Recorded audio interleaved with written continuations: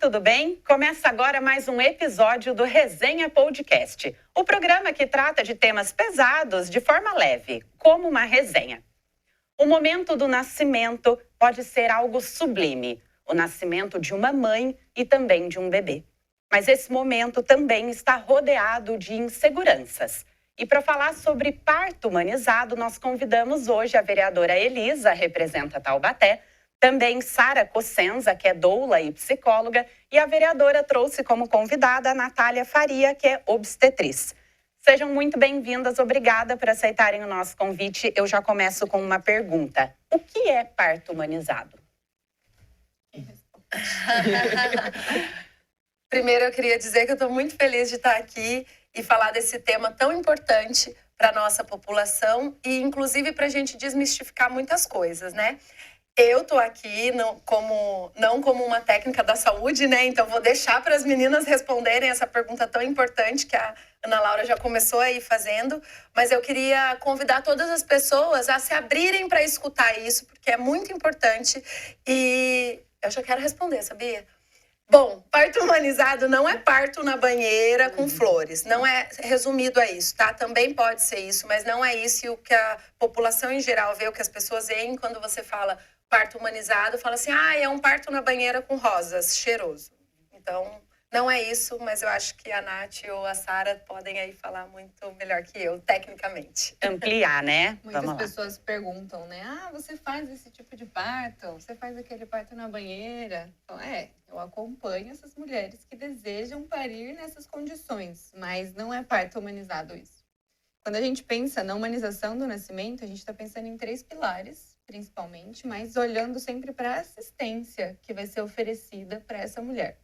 Então, não é parir na banheira, na banqueta, em pé, em casa, não é isso.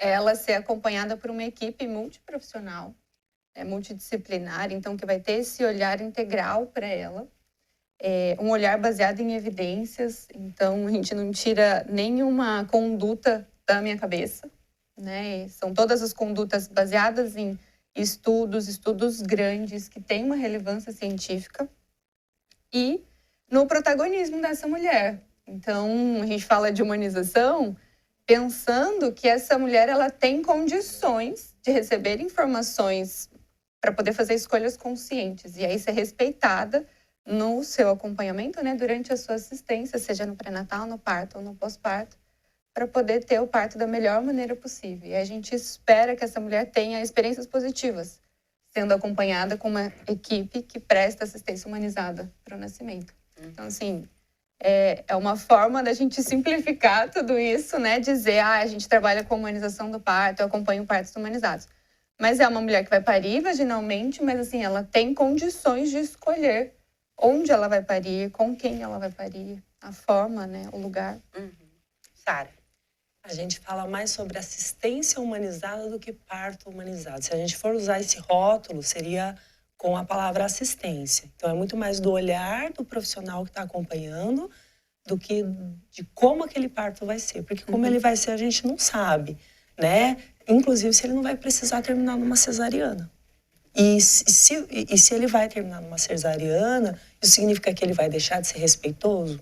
Não. Né? Ele pode continuar tendo uma assistência humanizada com uma cesariana que precisou ser feita por algum motivo real, né? E essa mulher teve o respeito de repente, não ser amarrada, ela poder ver o filho nascer, ela poder receber o filho e ficar com o filho sem retirarem dela e fazer a golden hour, que a gente pode falar bastante aqui também, né?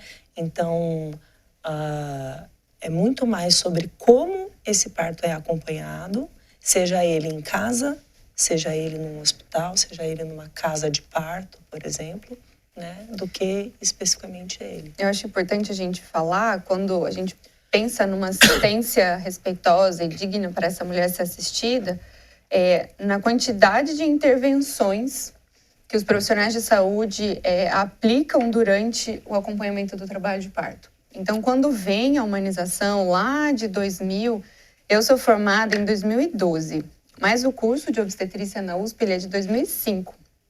Então, é uma busca, né? O curso ele surge como uma busca para trazer esse empoderamento para as mulheres. Então, é um curso, os professores majoritariamente eram mulheres e enfermeiras, antigas obstetrizes, né, lá de 70, quando o curso realmente foi extinto.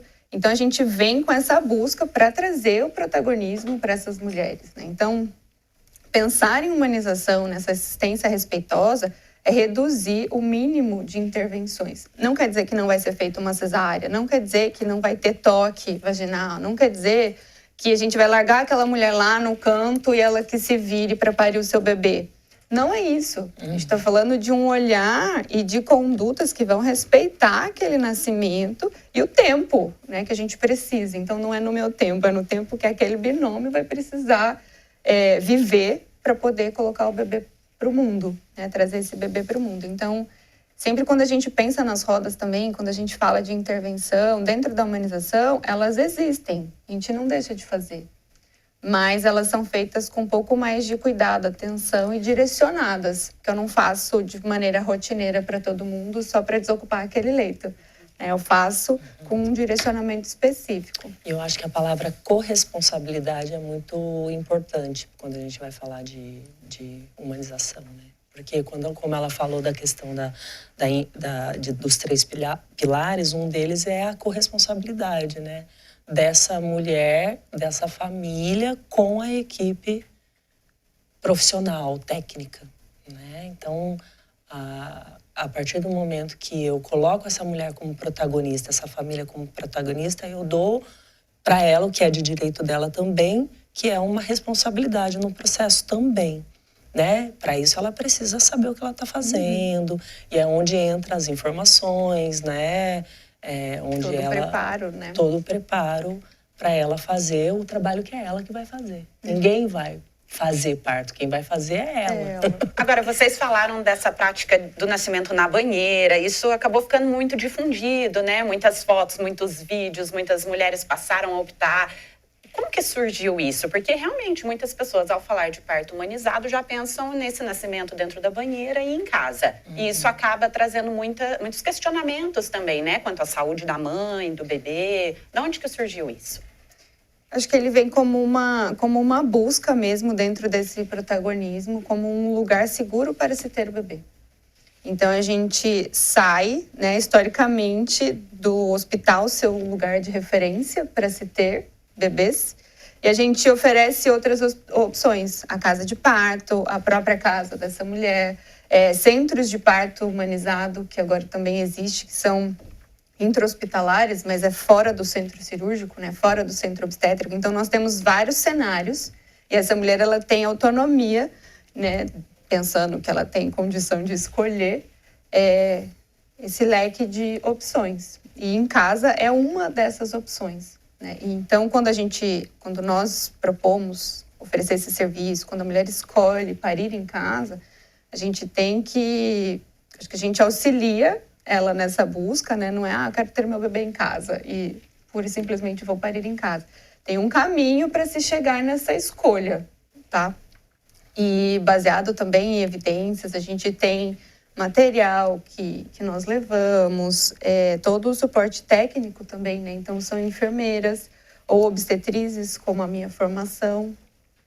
Médicos não podem acompanhar parto em casa, o CRM não defende isso, mas o COREM e o Conselho Federal de Enfermagem, eles têm esse olhar, né? Olhando também pela questão da humanização, eles entendem que é um lugar seguro, uma opção. E nós temos muitos estudos que mostram isso pra gente. Então, fora do Brasil, principalmente na Europa, é um lugar comum. E o próprio Estado oferece como uma possibilidade segura e incentiva que as mulheres tenham os partos em casa, para não haver tanto deslocamento para o próprio hospital, né? O hospital fica para atender quem realmente precisa. Então, assim, pensando na logística, no gasto com saúde, financeiramente, parir em casa é muito mais barato, né? E não deixa de ser seguro. Então, acho que é um caminho histórico e cultural. O meu olhar traz muito de ajudar essas mulheres a entenderem que isso é normal, Que é possível, que é né? possível e que não é um erro, sabe? Porque tem muita mulher que acha que não, eu quero muito ter em casa, mas o hospital é aqui do lado. Por que eu não vou para o hospital? Agora a gente tem uma pergunta dos nossos telespectadores. Vai lá, grandão. A pergunta que chegou pra gente é a seguinte: essa humanização no parto, acesso à informação e tudo, também inclui o pai? Excelente pergunta. Eu já estava querendo falar aqui outras coisas também, né? Porque a Sara trouxe a questão de assistência humanizada e eu gostei bastante também de falar nesse ponto.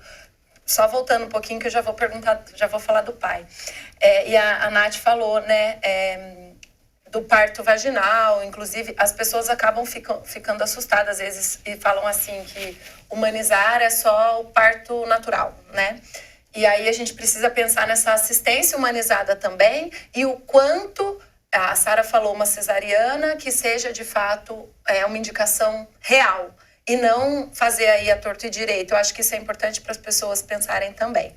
E aí a pergunta foi da relação do pai, né? E aí eu amplio um pouco, né? Porque a gente tem outros moldes, outros modelos de família. Então, não só o pai, como a pessoa ali que está acompanhando, né, essa gestante. Então, eu diria até família, eu gosto até de trocar pai por família, porque todos têm um papel extremamente importante. Lógico que ali tem o binômio mãe-bebê, né? Mas tem essa outra pessoa, esse outro acompanhante. Então, e aí, você pode falar de novo a pergunta, por favor? Porque eu queria trazer para as rodas.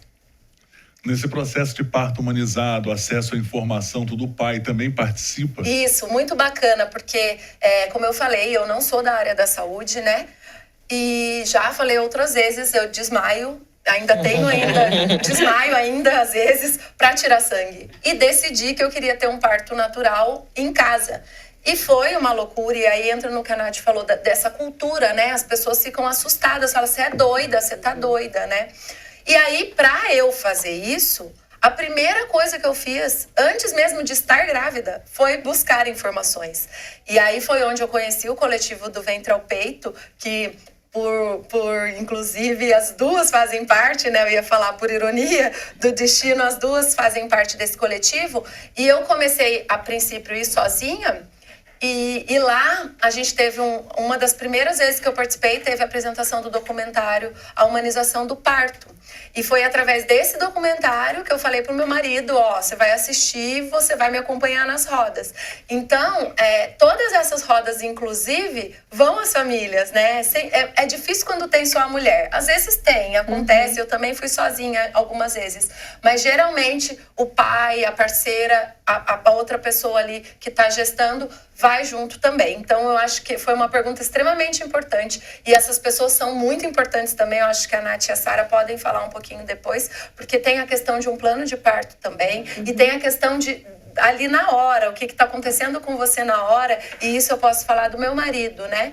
Eu tive a minha filha em casa, foi natural, mas depois eu precisei ir ao hospital. E aí, se não é ele ali junto com a equipe, eu tava frita, porque eu não tava em condições de tomar decisões racionais, né? Eu tava ali numa questão muito mais emocional. Então, é extremamente importante. E vocês, parceiras, pais, acompanhem, vão a essas rodas, são extremamente importantes, porque a gente aprende muita coisa e não é, Alice, apesar da Sara trazer isso também, que eu gosto muito, gente. Não tem essa de, o médico fez meu parto, a médica fez meu parto, o João fez meu parto, a Maria fez meu parto. Quem fez meu parto fui eu e a Mia, né? E com a equipe toda me dando todo apoio que precisava, mas quem fez fui eu e ela, né? Então a gente precisa também pegar isso para nós, né? Inclusive, quando você fala da preparação para engravidar, para que essa família esteja junto, né? Nas consultas, para que receba as informações. As escolhas. Isso acontece? Essas pessoas participam das consultas, elas recebem as orientações? Idealmente, né, esse convite sempre existe e é um caminho muito aberto para que os parceiros, as parceiras, até acompanhantes extras, a avó, né, a cunhada, já vieram em consultas de pré-natal e frequentam as rodas. E isso é muito positivo. A ideia dessa construção para a gente chegar no desfecho que seria o parto é um caminho que os dois precisam passar. Apesar de nós mulheres vivenciarmos, né, a gestação puramente, né, de gestar e parir e as decisões serem feitas no nosso corpo, ter um parceiro junto, alguém que banca junto essas escolhas, faz muita diferença na própria escolha que a gente vai tomar, né, que essa mulher vai tomar. Então, é crucial. Para mim, é importantíssimo a presença do pai.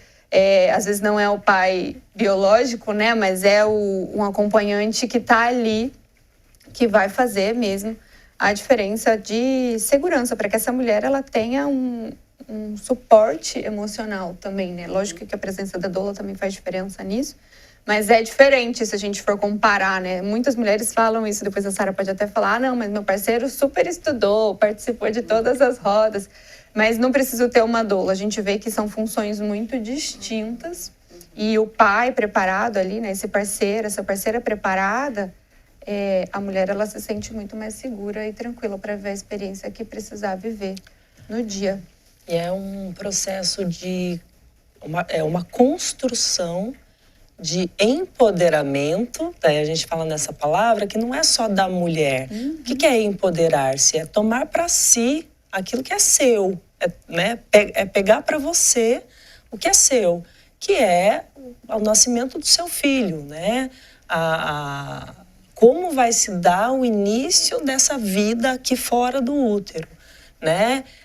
E no caso do pai ou da parceira, é meu filho também. Então, eu preciso pegar para mim essa responsabilidade. Não é bem essa responsabilidade, é pegar para você. Tem a responsabilidade, mas é o direito mesmo e o desejo de fazer parte dessa construção, né? Que é uma construção. O parto, até antes de você conceber, você toma essa decisão de escolher engravidar, né? E é uma construção de escolhas, né? A gente ajuda com as rodas essa construção de escolhas, né? É possível ter um parto humanizado no SUS, por exemplo, vereadora? Excelente pergunta, Ana Laura. É isso que a gente precisa melhorar muito. Hoje em Taubaté, e eu já falei aqui também, né, em alguns programas aqui da nossa TV Câmara, a gente tem uma questão tão delicada, né? A Nath falou de casas de parto. Nosso centro obstétrico está há mais de 12, 13 anos sem funcionar. E aí a gestante chega aqui na nossa única maternidade pública, que é o HMUT, que desculpa, mas eu fico pensando, não dá nem para falar que é maternidade. Ela chega lá no PSGO, né? Gestante, começa ali naquele espaço. E aí, para ela parir, ou até, né, cesárea com certeza, mas ainda que seja para ela parir de forma natural, ela precisa ir para um corredor para o centro cirúrgico, que ela vai por um corredor que é aberto dos lados, é coberto, mas é aberto dos lados. Se tá numa chuva de vento, se tá, né, numa chuva mais forte, molha, e ela precisa passar deitada nesse corredor e com as enfermeiras escorando ainda, porque, né, para não cair. Eu brinco que é um corredor infinito, porque até chegar lá do outro lado, para você chegar no centro cirúrgico. Como que isso é respeitoso, sabe? Não é, gente, não é. E assim, eu vivenciei o meu parto, né, em casa, como ele deveria ser, eu me preparei para tudo, inclusive para ir para o hospital, se eu precisasse ter no hospital. Eu me lembro que uma das últimas consultas, a minha pressão estava um pouco mais alta, as meninas falaram, Elisa, sua pressão precisa baixar, se ficar alta a gente não vai tentar, a gente não vai para casa, você precisa melhorar a pressão. E aquilo me deu mais dó, e aí que a minha pressão levantou mesmo. Mas por quê? Porque eu queria muito parir em casa, mas eu queria... porque eu estava com uma equipe, porque eu estava ali com todas as condições, né? E a transferência, na época, foi para um hospital particular aqui da cidade, mas assim, a minha segunda opção era em Jacareí, porque aqui a gente não teria isso na rede pública, como de fato eu não fui para a pública, né? Então, assim, a gente precisa avançar muito na rede pública, muito, muito, muito, aqui na nossa cidade, para a gente ter um parto mais respeitoso. Melhoramos? Sim, é o que eu falo. Aqui a Nath falou da banqueta, né, que é um instrumento que as mulheres podem parir. É um cócoras apoiado. De cócoras apoiado. E aqui no HMUT foram comprados pelos alunos, ali por pessoas ali que defendem, né, um parto mais respeitoso e faz como dá dentro das condições que tem ali, e compraram 2. Então, assim, já tem mulheres aqui em Taubaté parindo com essa banqueta, mas a gente não tem estrutura física, então não adianta a mulher ficar mais tranquilinha e falar, então eu vou lá pro Agamute e vou conseguir parir na banqueta, porque ela pode chegar lá e ter mais 6 mulheres junto e só tem 2 banquetas, porque ela pode chegar lá e ter mais 6 mulheres junto e não ter espaço físico, e é real, é infraestrutura. E aí eu volto na questão, se a gente conseguisse, enquanto política pública, fazer um trabalho com as mulheres que podem parir em casa, gente... É mais barato, inclusive, para o SUS, né? Para todo o serviço, enfim. Então, assim, nós precisamos avançar muito. Quando fala parir em casa, tem pessoas que pensam, né? Ah, mas eu moro num apartamento pequeno. As meninas já, tenho certeza que já acompanharam, porque eu participo das rodas, né? Sempre participei. E eu lembro... colegas, amigas que moravam em apartamento às vezes bem pequeno, e dá para parir ali no apartamento pequeno. Lógico que os vizinhos ali às vezes vão até falar, nossa, o que está acontecendo? Mas dá, então assim, a gente precisa avançar muito nesse tema. Eu fico feliz de estar aqui e fazer audiências públicas sobre isso, para a gente trazer isso para a população, porque parece que é uma coisa de um grupinho doido. A gente brincava assim, das mulheres ali louca parideira. Não, tem mulheres de todos os espectros, inclusive, querendo parir em casa, né? Sim. Porque a gente fica até falando, mas isso é para quem é mais alternativo. Não, tá cheio de gente conservadora querendo parir em casa, isso é maravilhoso. Então, Elisa, acho que pensando na pergunta da questão do SUS, propriamente dito, em Taubaté a gente não tem, mas a gente tem nas cidades do lado. São José dos Campos, por exemplo, o Hospital da Vila, ele tem uma assistência para parto humanizado que é muito melhor do que a gente tem aqui no Agamute. Jacareí, a gente tem um hospital lá que atende SUS, são 6 leitos de PPP, que nós chamamos, que é pré-parto, parto e pós-parto. Então é um quarto com banheiro, né, uma suíte. E essa mulher, ela é interna, em trabalho de parto, fica nessa suíte, ali ela tem o bebê e ali ela fica o pós-parto. Que aí fica umas 2-3 horas pós-parto e depois vai para o quarto da maternidade. Então esse é o nosso cenário ideal. Se Taubaté conseguisse fazer pelo menos 2 ou 3 leitos PPP, seria assim, tipo, a princesa, sabe? O nosso olho ia brilhar muito se isso a gente conseguisse construir aqui no município. Qual que é a principal diferença de um quarto assim PPP do que acontece atualmente na maioria dos casos? Aqui, considerando que a gente tem o exemplo do Agamute como a nossa referência, e inclusive referência para outros municípios menores, isso é lamentável, mas é o que a gente tem, então a gente precisa lidar com essa realidade. A mulher, ela interna, obrigatoriamente, ela passa pelo PSGO. Então, ela passa para o profissional que está ali, pode ser o enfermeiro, pode ser o médico que vai examinar e qualificar se é trabalho de parto, se não é, se vai embora para casa, se é uma urgência, e aí distribui nos setores específicos. Às vezes é só para fazer soro, né? E aí toma uma medicação e vai embora. Se for trabalho de parto mesmo, ela já vai para esse quarto. Aí entra o acompanhante de livre escolha, pode entrar a doula, e ali ela fica até o bebê nascer. Então ela não divide leito. Aqui são 6. Ela fica num quarto grande, dividido por cortinas, 6 camas, uma do ladinho da outra. Um banheiro só, que não funciona às vezes. Que é um chuveiro. Então, as mulheres, elas usam muito a água, né? Não só a banheira, porque a banheira não é para todo mundo também. Mas o chuveiro em si, a água quente, ela é um ótimo aliado para quem está com dor ali de contração no trabalho de parto. Então, se a gente tem esse lugar que já traz privacidade, ela se sente segura, tem as pessoas que ela escolheu para estar ali, né, que são 2 figuras conhecidas, teoricamente, né, a parceira, o acompanhante e a doula de escolha. Já é um cenário muito diferente do que a gente tem atualmente, que não pode entrar doula, o acompanhante ele entra, mas aí talvez ele não esteja tão preparado, ele precisa sair, trocar, e aí não pode ficar fazendo essa troca. Ela fica se sentindo acuada, porque ela não pode gritar, ela não pode falar muito alto, porque a outra do lado vai ouvir. Aí o acompanhante que está do lado também fica desconfortável, porque às vezes vai ver ela sendo examinada, né? Então, assim, é um ambiente bem desconfortável. Eu acho que para qualquer uma que tiver nessa condição, é um ambiente bem...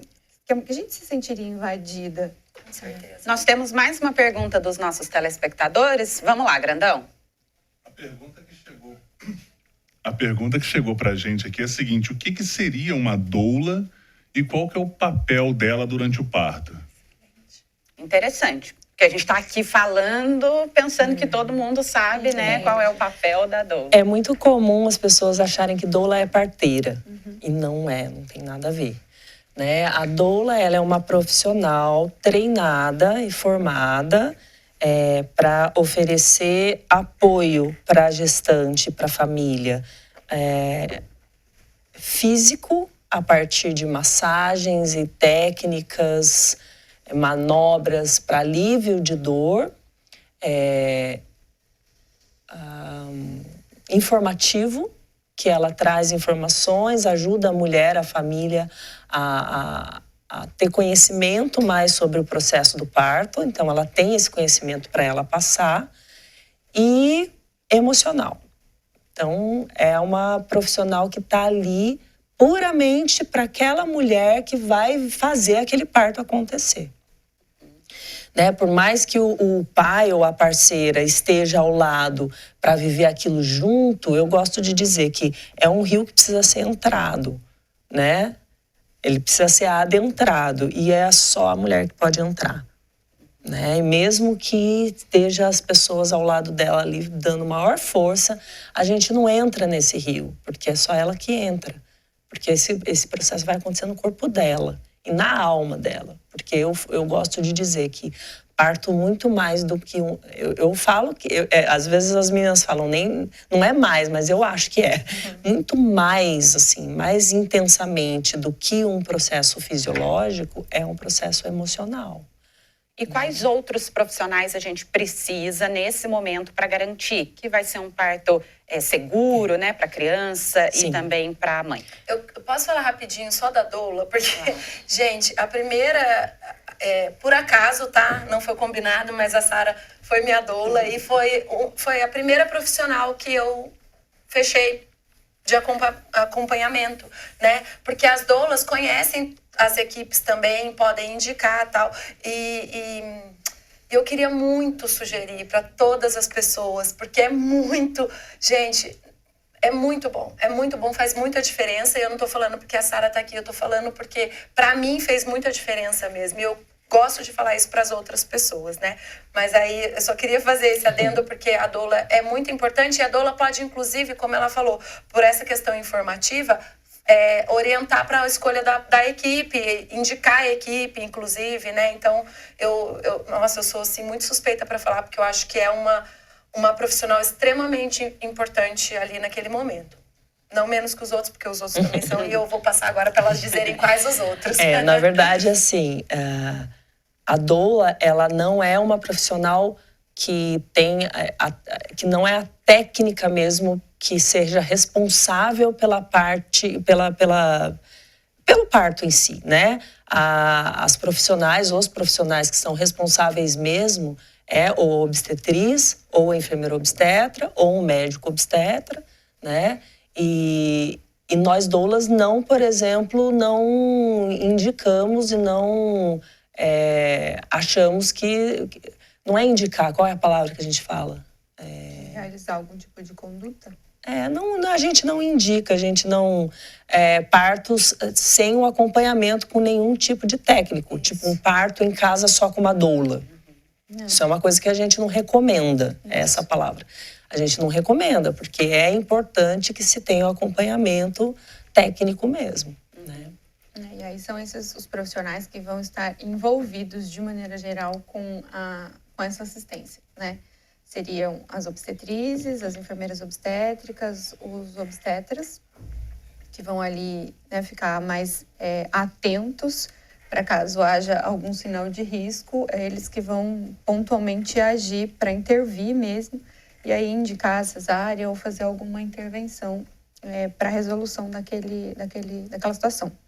Aí os pediatras, neonatologistas, que eles precisam também ter essa ciência de que aquele parto ele vai ser menos intervencionista na questão do parto em si, mas para o bebê também. Então, são pediatras que também têm esse olhar para intervir menos com os bebês, assim que eles nascem. Então, vão proporcionar mais tempo de contato pele a pele. Se tiver que fazer alguma intervenção ou os primeiros procedimentos com os bebês após a primeira hora de vida. Então, são profissionais que também têm esse olhar dentro da humanização do nascimento. Os auxiliares, os técnicos, né, de maneira geral, intra-hospitalares, né, pensando em pegar acesso, pegar algum tipo de medicação, são os auxiliares. Anestesistas, dentro do ambiente hospitalar, ele pode ser uma figura que participa do momento do nascimento, se a mulher solicitar analgesia. Acho que é isso. Agora, muitas mulheres que chegam até o grupo, né, ou que buscam doulas, obstetrizes, por exemplo, provavelmente elas já passaram por médicos, já tiveram uma primeira conversa num consultório médico, até elas tomarem essa decisão, né, de ter um parto humanizado e até mesmo um parto em casa. O que essas mulheres relatam para vocês? Chegar num médico e dizer quero ter um parto normal, por exemplo, é tranquilo? Tem sido uma tarefa fácil? Eu acho que não. E eu queria muito falar disso também, porque a gente falou dos profissionais, né? E eu falei da doula.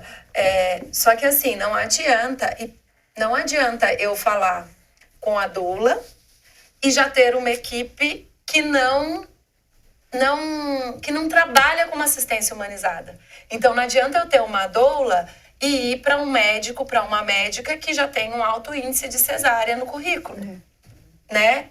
Você vai nadar muito contra a maré. Então, por isso que aí a gente, né, fala, às vezes a gente não tem mesmo, infelizmente, no SUS esse acompanhamento. A gente precisa procurar um acompanhamento particular mesmo, porque não adianta você ter uma doula com você, uma obstetriz com você e um pediatra que não acredita naquilo e que vai fazer todos os procedimentos, inclusive desnecessários, com o bebê, né? Então, não é só ter uma doula e ter uma equipe. Na verdade, o desafio é você encontrar uma equipe que acredite nessa assistência humanizada, que respeite esses processos, né? Eu acho que a gente já caminhou muito, né, nesses anos todos. Antes de encontrar esse profissional que topasse trabalhar com essa equipe multidisciplinar, era muito mais desafiador. As mulheres peregrinavam muito de consultório em consultório. Primeiro elas iam naquela lista do convênio. Quais são os médicos que o meu convênio oferece? Aí eu passava em todos. E são geralmente consultas muito rápidas, aquela consulta que não tem tempo para perguntar, eu quero ter um parto normal, como que o senhor, né, como que você profissional atua. Não dá tempo na consulta de pré-natal de 5, 10 minutinhos. Então, acho que houve muito essa construção nesse debate. Ele já existe há muitos anos, não é agora que a gente está construindo isso. Mas, ainda assim, as mulheres têm muita dificuldade. Porque, se a gente for pensar em remuneração, o parto, ainda pelo SUS, ele é muito pouco remunerado, apesar dos incentivos. Então, eles ganham muito por procedimentos, pensando no SUS propriamente, tá? E aí, quando uma mulher ela pensa nesse cenário todo, principalmente pensando que vai ficar sozinha ou, né, desassistida por um período e junto com outras mulheres, ela prefere, de repente, fazer um orçamento mais justo, né, mais compactado ali para poder conseguir contratar uma doula e um médico, um profissional particular ou uma obstetriz e parir num hospital que o convênio cobre, para não precisar ir pelo SUS, ou bancar mesmo o hospital particular para não precisar depender do convênio. Então, assim, são vários os cenários que a gente pode encontrar, né, principalmente aqui no Vale, e com essa qualidade de profissional que a gente tem agora, né? Então, nós temos muitas equipes que topam bancar. E quando a gente fala de baixa remuneração, eu estou falando de tempo, né? Um parto, a gente começa... Agora mesmo, eu tô vindo de um que a gente começou uma indução na sexta-feira, meio-dia. Foi nascer ontem não, sábado, 11 horas da noite. Então, nós ficamos acompanhando essa mulher um tempo. Ela teve assistência de 2 médicas, né, que uma foi na sexta e a outra ficou o dia todo com a gente no sábado. Então, assim, se é um médico do plantão, ela teria passado pelo menos aí com uns 3 ou 4 plantonistas diferentes e as condutas poderiam divergir também, dependendo da avaliação de cada profissional. Isso, para quem está sendo assistida num plantão, traz muita insegurança. E aí já quebra um pouquinho o que a gente propõe, né? Desse acompanhamento contínuo, que tem a presença da doula, que tem a obstetriz ali junto, para fazer essa avaliação. A Nath falou desse hospital em São José. Eu fui fazer uma visita lá, né, enquanto vereadora, e realmente lá são 5 leitos, se eu não me engano, em São José. Em Jacareí você falou que são 6, né? São 6 agora. Em São José são 5 leitos. Eles já fazem parte do programa Hospital Amigo da Criança há muito tempo, né? A gente, inclusive, fez requerimento perguntando para a nossa cidade, né, se tem isso, se a gente está ali nesse convênio, porque a Nath falou também, né? Tem ações que o SUS faz que consegue trazer investimentos para essas ações, né? Então, tudo isso é muito importante. E aqui na nossa cidade, nós já tivemos, inclusive, emendas impositivas de vereadores. Eu me lembro que em 2021 eu fiz um stories na época toda feliz, porque saiu no jornal que em fevereiro, 21 ou 22, mas tipo, em fevereiro saiu a notícia de que nós teríamos uma sala de PPP aqui na nossa cidade, né? E que estava ali já em andamento. E até hoje a gente não tem. Lá, quando a Mia nasceu em 2016, porque a Natália falou sobre essa questão de profissionais, né? Eu me recordo de no máximo 2 médicas naquela época que trabalhavam muito em cima disso. Hoje eu fico feliz de encontrar com outras, de saber que tem outras pessoas trabalhando, que cresceu muito isso, né? Equipes também eram poucas, doulas eram poucas, e isso tem aumentado muito.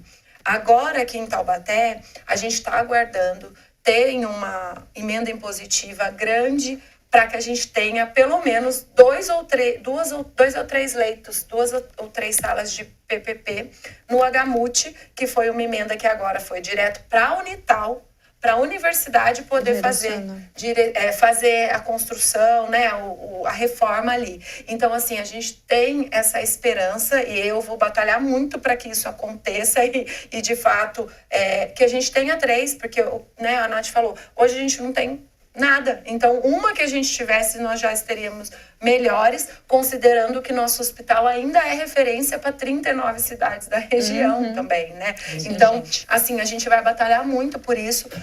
Foi emenda do ex-deputado Sérgio Victor, da Adriana Ventura, que ainda é deputada federal, que inclusive acho que a gente precisa ficar batalhando para que ela mande mais, para que a gente possa ampliar. Se a gente vai ter 3, que a gente amplie no futuro para mais, considerando tudo todo o vale que a gente atende, né?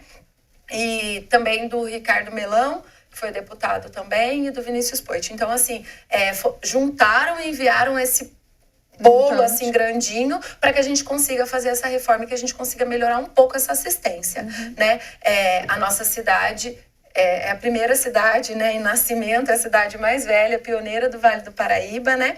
Mas, como a Nath falou, hoje a gente tem o atendimento pelo SUS em São José, em Jacareí e em Taubaté ainda a gente não consegue prestar esse atendimento melhor. Com todo respeito aos profissionais que estão lá, e inclusive eu agradeço, porque com o que eles têm, eles estão fazendo já muito melhor do que antes, o que dá, né? Inclusive, só para fechar rapidinho, tem o projeto Árvores da Vida, eu sempre gosto de falar disso, porque é um projeto lindo também, que que eles pegam a placenta, faz um carimbo da placenta numa folha, né? E ali coloca a data de nascimento daquela criança. Nossa, as mães saem de lá felizes da vida com aquela lembrança, que é muito bacana também, né? Então, eu acho que, assim, a gente está avançando muito pouco ainda, precisamos de mais em Taubaté, precisamos trazer essa discussão, precisamos falar disso, a população também precisa saber, a população também precisa exigir mais, né? No sentido de ter um parto mais respeitoso. A última vez que eu estive lá no HMUT, na verdade, uma das últimas, que a última faz pouquinho tempo, foi para ver a UTI neonatal e a U5 que está sendo reformada. Mas uma das últimas vezes que eu fui foi por conta de uma emenda que eu mandei para arrumar as portas das maternidades, para pintar, para deixar um ambiente um pouquinho melhor. E aí eles conseguiram fazer isso e pediram se a emenda poderia ser direcionada para a infraestrutura da maternidade. E aí eu fui lá verificar se de fato eles tinham feito a questão das portas, né? E aí nos banheiros não tinha suporte, as barras de suporte, né, para as mulheres tomarem banho. E aí eu fiquei pensando, olha, elas passaram por aquilo, algumas queixam, mas às vezes vai embora, não põe avaliação, a gente não fica sabendo, né? E aí eu falei para ele, pelo amor de Deus, isso é coisa simples. Coloquem em todos os banheiros, por favor, né? Porque é uma coisa simples, é uma coisa que, assim, os homens não passam, então eles não vão entender, né? E não é porque não querem que não passam por isso. E aí foi colocado também essas barras em todos os banheiros. É uma coisa, como eu falei, simples, mas que é necessária, né? Tem mais pergunta do Grandão? Vamos lá. A solução para esse problema do parto hoje não está humanizado, não passaria pela humanização de todo o sistema de saúde, porque o diabético, a pessoa que está passando mal, que teve uma fratura, também está fragilizado e entrando no serviço de saúde. Não seria a humanização do serviço de saúde a solução? Sim. A Elisa estava falando, né, de estrutura, a própria infraestrutura, o ambiente mais agradável. Isso é primordial? Mas eu olho principalmente para a qualidade e aprimoramento desses profissionais que estão lá. Então, assim, você falou da casa, pode parir num apartamento super pequenininho, apertado? Pode. No hospital é a mesma coisa. O que a gente precisa de infraestrutura para aquela mulher ter seu bebê é básico, é pouca coisa. Uma cama confortável, um berço aquecido, material de urgência, isso a gente consegue ter num canto de uma sala. A gente não precisa de muito. Só que a gente precisa ter profissional capacitado que entende disso, que saiba, que consiga trabalhar nesse cenário. Né? Então, assim, nós temos obstetrizes que foram no SOS Obstetrizes agora auxiliar as mulheres lá no Rio Grande do Sul. Elas estão atendendo as mulheres em barracas, no chão. Eu tenho parceiras que trabalharam no Médicos Sem Fronteiras em períodos de guerra e que atendem em cabanas no meio da terra. A gente não está falando de humanização, né, desse sentido, de um cenário bonito. Está falando de qualidade de atendimento. Então, é importantíssimo. A política de humanização do parto, ela vem desde 2000, 2001. Só que antes da gente desenvolver pro parto e nascimento, já começou em 2000 práticas de boas práticas. Então, nós temos, sim, tanto para o idoso, para o dia, né, que é do diabetes, para o hipertenso, para as próprias mulheres de maneira geral que são assistidas em PSGOs. Existe uma política da humanização da assistência para essas pessoas também. Não estamos falando só de parto, né? Só que isso a gente começa na escola. A gente começa, você falou da Unital, a gente tem uma ótima universidade aqui. Quando eu falei de equipes, a gente tem médicas que foram formadas pela Unital, fizeram residência na Unital, apesar de terem passado pelo HMUT como residência, elas saíram com essa vontade de fazer a mudança. Então, isso é ótimo, a gente consegue saber, apesar, né, de ainda ter muita dificuldade, porque a gente tem profissionais lá dentro que não entendem, que não aceitam, que criticam. A gente já teve diversas discussões com vários professores de lá, mas que por isso que eu falo que é cultural, né? Apesar da gente ter uma referência muito ampla de estudos e textos ótimos, né? Referências bem fundamentadas, ensaios randomizados. Mesmo assim, eles não conseguem fazer essa mudança propriamente dita, porque fica naquela, né? Eu nasci assim, eu vou morrer assim. Então, a gente mantém essa assistência, porque eu aprendi a fazer desse jeito. Então, se a gente não mudar lá dentro da universidade, a gente vai ficar cada vez pensando sempre em puxar, né? Voltando para trás essa discussão. Uma vez eu estava... porque eu trabalhei no Hospital Escola, no HMUT, por 2 anos fazendo um trabalho voluntário lá, que eu levei eu fiz um projeto, logo que eu me formei em doula, né? E trabalhei lá. E uma vez eles me convidaram, junto com uma outra parceira nossa do coletivo, uma outra doula, para ir fazer uma palestra lá com os residentes, né, dos médicos, os médicos residentes, para falar sobre a humanização no parto, sobre doula, né? E uma das residentes falou assim para mim: nós praticamos a medicina defensiva. E daí o que é isso? Daí ela explicou, ela falou que a gente tem que estar o tempo todo se defendendo, porque a gente é colocado num lugar que pesa pra gente, né? Então, existe também, por exemplo, eu lembro que ela falou alguma coisa do tipo que ginecologista, obstetra é um dos mais processados, né? E a gente fala também, eu acho que é importante a gente falar sobre o que a sociedade faz com a figura do médico. É pesado para eles também. Então, talvez seja um pouco difícil para eles não ficarem tensos nesse lugar de defesa. Quando a gente está se defendendo, né? Quando a gente está precisando se defender, a gente às vezes não solta, né? As armaduras, né? E daí é quando a gente não oferece um acolhimento que a gente até deseja para a gente, né? É engraçado que a gente está falando aqui de humanização, e eu lembro que a gente fez uma audiência pública sobre nascer em Taubaté, né? E teve uma hora que alguém falou assim, gente, nós estamos falando de humanização e somos humanos, né? Isso parece até meio... Redundante, porque essa pergunta foi excelente. Não é o parto que precisa ser humanizado, são as pessoas, é tudo, né? Nós somos pessoas, a sociedade, né? E aí eu acho que assim, eu falo disso porque minha chegada na política foi muito por isso também, sabe? Porque como é que a gente faz essas mudanças? As meninas estão fazendo isso maravilhosamente, assim, na defensiva, inclusive remando contra a maré, mas assim, do jeito que dá e com uma assistência particular, já que a gente não consegue aliar isso ao SUS, né, ao público.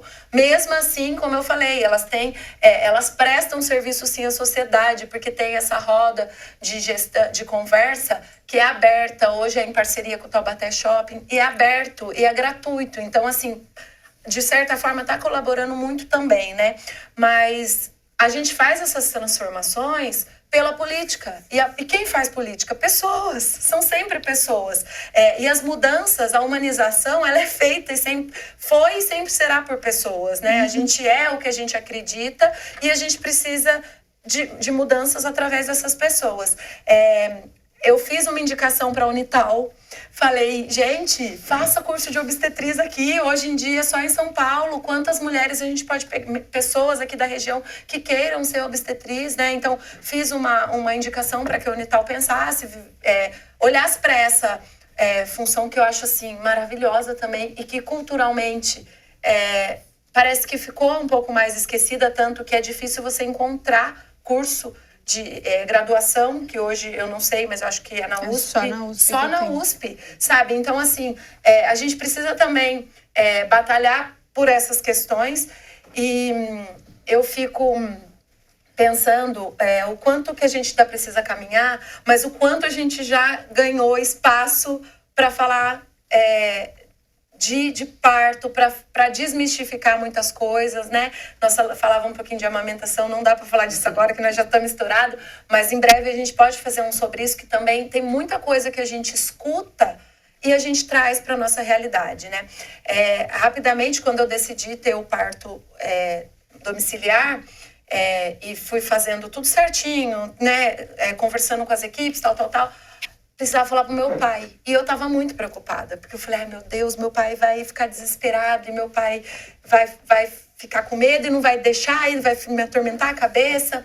E aí um dia eu cheguei na minha mãe e falei assim, mãe, eu preciso falar pro pai da minha escolha, né? E o que eu vou fazer? Porque minha mãe, assim, já tava toda alegrona, felizona. Minha mãe teve 3, né? Eu e minhas irmãs, nós 3 nascemos de parto natural, no hospital, mas assim, tudo, minha irmã já meio que saiu correndo, minha mãe fala, sua irmã já foi rápido, enfim. Então, minha mãe fala muito assim, tranquilo disso, né? E aí, minha mãe falou assim pra mim, mas por que você tá preocupada? Eu falei, mãe, porque o pai vai ficar preocupado, vai ficar com medo. Mas ele nasceu aonde? Aí eu pensei um pouquinho, falei, na casa dele. Aí eu falei, verdade. E aí fui falar com ele. Então eu falei isso pela questão cultural, né? Minha avó teve ali 10, 11 e foi tudo em casa. E aí até meu pai contando, assim, que ela tava lá, ficava lá, e aí eles tudo brincando, e daqui a pouco saía a moça com o bebê, mostrava, nasceu, né? Enfim. Então a gente ficou aí por um tempo e você falou de 1970, né, quando parou O curso. né? Nós ficamos aí por um tempo sem isso, e isso, de certa forma, acho que desencorajou também toda a população, as mulheres, principalmente culturalmente, e a gente, 2000, quando a gente volta a falar disso, tem um tempo, né? Ele demora um pouquinho para acontecer. Considerando que a gente teve um boom de cesáreas, né, na década de 80 e 90. Então, assim, vem uma cirurgia, uma tecnologia, e isso engrandece, né? Os profissionais ficam, nossa, a gente sabe fazer isso com muita qualidade. E o hospital também ganha mais recurso, porque consegue melhorar a assistência, entra no que a gente chama de linha de produção, né? Então, você consegue agendar, então, teoricamente, fica mais fácil da organização. Essas horas todas que o profissional fica despendendo ali, economiza. Então, a gente precisa considerar, culturalmente, historicamente, que a cesárea, ela entra nesse cenário. Sim. Né? De aparecer, não, agora a gente consegue fazer isso também. E tem né? mulheres... Tirar o sofrimento das mulheres. Que fala assim, não, eu escutei tudo, mas eu não quero saber, eu quero cesárea, né? E parece até que a gente está afrontando, e de forma alguma, as mulheres também... fala assim, ai, Elisa, eu não aguentei, eu fiz cesárea, mas como se tivesse que me dar justificativa. E eu falei, gente, eu não sou contra, cesárea salva vidas, quando bem indicada, inclusive, né? E além disso, quando bem indicada ou quando pela escolha da mulher, mas o que eu fico triste é porque eu fico pensando que tem mulheres que escolhem, por que elas escolhem a cesárea? É isso que eu queria trazer, sabe? Baseado Porque em essa qual família escolhe a cesárea, né? Em qual informação?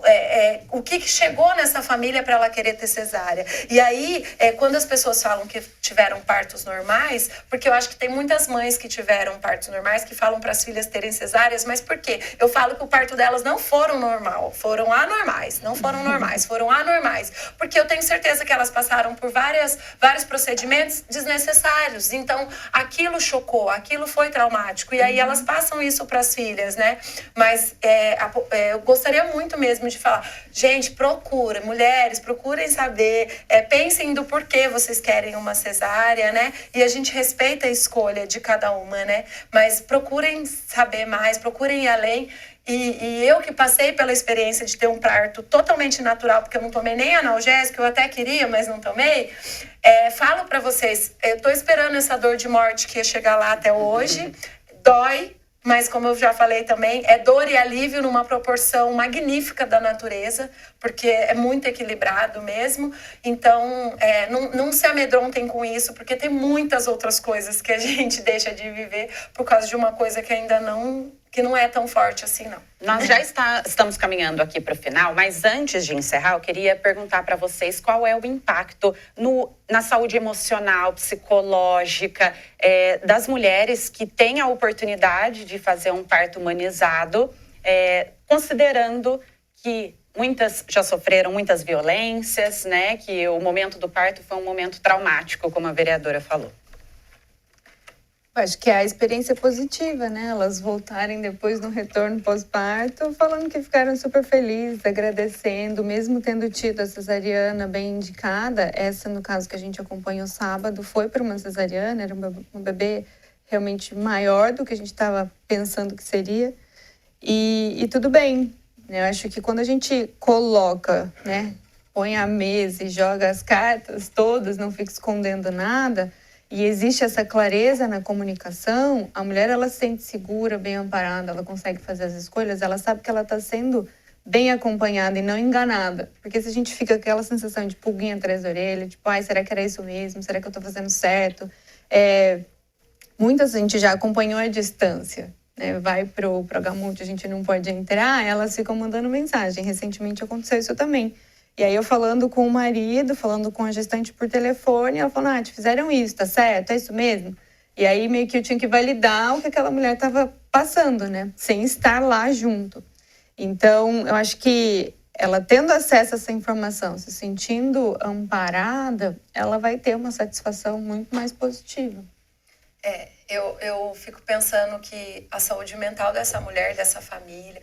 Gente, é muito maravilhoso mesmo. E a gente tem um relato quando elas voltam, né? A gente não vê, inclusive as que precisaram ir para uma cesárea, o relato da diferença as mães que têm mais de um filho, que passaram por um processo e depois passaram por um processo sem ser humanizado e depois passaram por uma assistência humanizada. As mulheres que tiveram uma cesárea e querem ter um parto vaginal após uma cesárea, também tem um monte de problema, mas tem possibilidade sim disso acontecer. E é falado pra gente que não. Então, assim, fora os benefícios também para a criança da Golden Hour, que a Sara falou, desse momento, desse contato ali. Isso, gente, na saúde da população futura, eu falo muito isso, porque eu falo, eu não estou pensando economicamente só, muito longe disso, mas quem não concorda com nada, mas quer pensar só economicamente, é um investimento extremamente inteligente fazer esse acompanhamento, essa assistência mais humanizada, sabe? Então, para a mãe, para a família, para o bebê, para a saúde das duas, da família e da criança, sabe? Então, assim, e a gente vê isso nas cidades, nos locais em que os gestores públicos dão atenção para isso. A gente vê essa melhora nos dados. A gente vê isso nos dados e um pouquinho a médio prazo e longo prazo, nos dados de educação, inclusive, nos dados educacionais, nos dados nutricionais, né? Nos dados de saúde mental da cidade. Enfim, então, são muitos os benefícios e a gente precisa olhar para isso enquanto política pública, enquanto gestores públicos, né? Sara, por favor. Existe um médico pioneiro, né? Ele se chama Michel Audin, né? Um médico francês. Ele é o pioneiro da humanização, né? Da assistência. E ele tem vários livros e tem uma frase muito famosa dele que é: para mudar o mundo é preciso mudar a forma de nascer. E ele escreveu muitos livros sobre esse assunto, do quanto faz diferença na vida daquele bebê e daquele binômio também, daquele vínculo, daquela relação daquela mulher com aquele filho, eles vivenciarem juntos toda aquela cascata de hormônios que um trabalho de parto oferece, né? A ocitocina, que é o carro-chefe, o hormônio carro-chefe do parto, é ela que faz o útero contrair, né? E a gente chama de hormônio do amor. É o mesmo hormônio que é produzido quando a gente está tendo uma relação sexual prazerosa, com carinho, com amor, quando a gente abraça um amigo querido, uma amiga querida, quando a gente sente amor. Quando a gente olha para um filho e sente aquele amor gostoso, ali é uma chuva de ocitocina que a gente está. A ocitocina, ela é o hormônio carro-chefe do trabalho de parto. E além de outros, como adrenalina, por exemplo, elas são antagônicas. Se a ocitocina tá alta, a adrenalina tá baixa, mas se a adrenalina tá alta, a ocitocina tá baixa, fazendo com que, então, num ambiente que a mulher não se sinta muito segura, ela pode fazer com que essa adrenalina fique mais alta e as contrações parem, por exemplo, e a gente precisa ficar ajudando com ocitocina sintética e tudo, só que daí causa um desequilíbrio hormonal, porque daí tem a endorfina, enfim. São muitos hormônios para se falar, mas essa chuva de hormônios produzido de maneira natural, sem ser sintética, e oferecendo para aquela mulher segurança emocional, faz diferença para que esse bebê, ele fala que a forma como esse bebê vai vivenciar o trabalho de parto dele, do nascimento dele, a forma como ele vai ser banhado por esse hormônio, faz diferença na vida emocional, na capacidade dele de amar. Ele fala na capacidade de amar, né? Bom, então encerramos aqui o nosso programa. Quero agradecer mais uma vez pela vinda e até uma próxima oportunidade. Obrigada. Encerramos então mais um episódio do Resenha Podcast. Eu te encontro ao longo da programação. Muito obrigada pela sua companhia. Até mais.